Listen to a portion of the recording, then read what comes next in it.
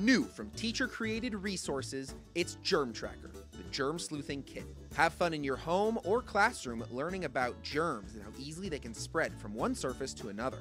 First, start by applying a small amount of glow powder to your hands. Rub it in well until it disappears. Just like germs, there's nothing to see, but that doesn't mean your hands are clean.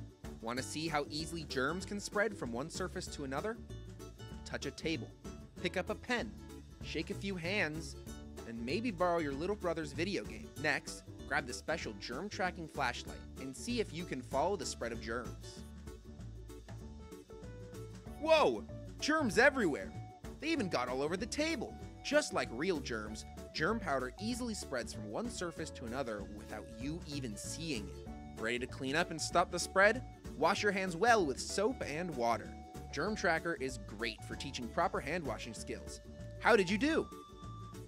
Uh-oh, looks like you missed a few spots.